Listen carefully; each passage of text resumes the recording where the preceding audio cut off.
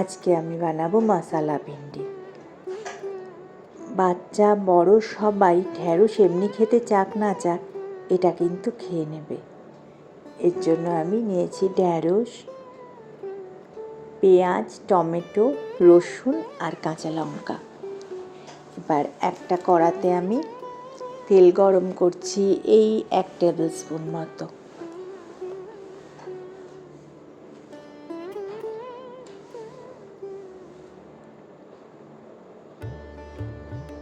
ঢ্যাঁড়স এমন একটা সবজি, যতই তেল দিই না কেন অ্যাবজর্ব করে নেয়, তাই আমি তেলটা কমই দিচ্ছি। এবার এর মধ্যে আমি ঢ্যাঁড়সটা দিয়ে দিলাম। আমি এখানে 400 গ্রাম মতো ঢ্যাঁড়স নিয়েছি। ঢ্যাঁড়সটা একটু ভাজা ভাজা করে নেব। দিয়ে দিলাম পরিমাণ মতো নুন। নুনটা একটু বুঝে দেবেন, যেরকম নিজেরা খান সেই বুঝে একটু ইউজ করবেন।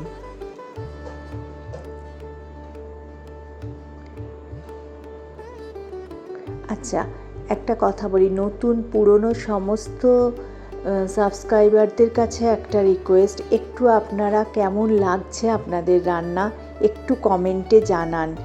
আমার বেশ ভালো লাগে আপনাদের কমেন্টগুলো পড়তে। দিয়ে দিলাম সামান্য পরিমাণে হলুদ। আর নতুন ভিউয়ার্স যারা আছেন, নতুন বন্ধু চ্যানেলের, তারা একটু আমার চ্যানেলটা সাবস্ক্রাইব করে নেবেন আর নোটিফিকেশানটা পেয়ে যান যাতে তাড়াতাড়ি, তার জন্য বেল আইকনটা একটু প্রেস করে রাখবেন। এবার ভাজা হয়ে গেছে ঢ্যাঁড়সটা, আমি ঢ্যাঁড়সটা এবার তুলে নিলাম। এবার কড়াতে আমি দিলাম আরও 1 চামচ তেল।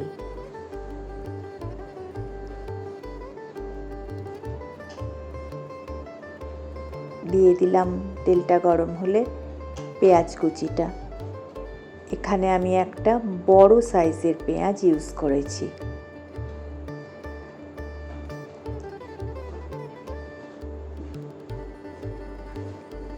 এটা ভাত, রুটি সমস্ত কিছুর সাথেই কিন্তু খেতে খুব ভালো লাগে।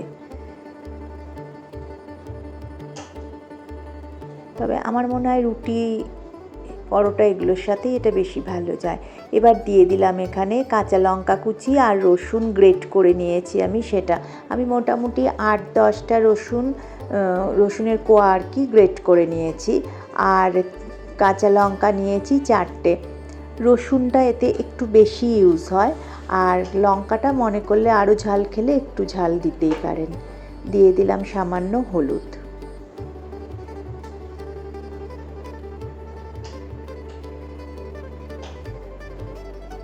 পেঁয়াজটা মোটামুটি ভাজা হয়েই গেছিলো। এবার এর মধ্যে আমি দিয়ে দিলাম টমেটো আমি নিয়েছি এখানে একটা বড় সাইজের। 2-3 মিনিট মোটামুটি লো ফ্লেমে আমি নাড়াচাড়া করব, তাতেই আমার টমেটো সফট হয়ে যাবে। আর পেঁয়াজটা তো হয়েই আছে আগের থেকে। এবার এর মধ্যে আমি ঢ্যাঁড়স ভাজাটা দিয়ে দিলাম। দিয়ে আবার আমি এটা রান্না করব মিনিট 3-4। ডিনারেও এটা কিন্তু করতে পারেন রুটির সাথে।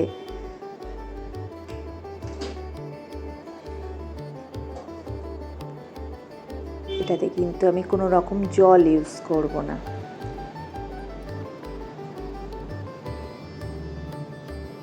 রান্না অলমোস্ট ডান। রেডি আমাদের মশালা ভিন্ডি। অবশ্যই বানাবেন আর কমেন্টে আমাকে জানাবেন কেমন লাগলো। ভালো লাগলে লাইক, শেয়ার, কমেন্ট করতে ভুলবেন না কিন্তু। আজ তাহলে এই পর্যন্ত, দেখা হবে নেক্সট ভিডিওতে নতুন কোনো রান্না নিয়ে। ততদিন সবাই খুব ভালো থাকবেন, সুস্থ থাকবেন।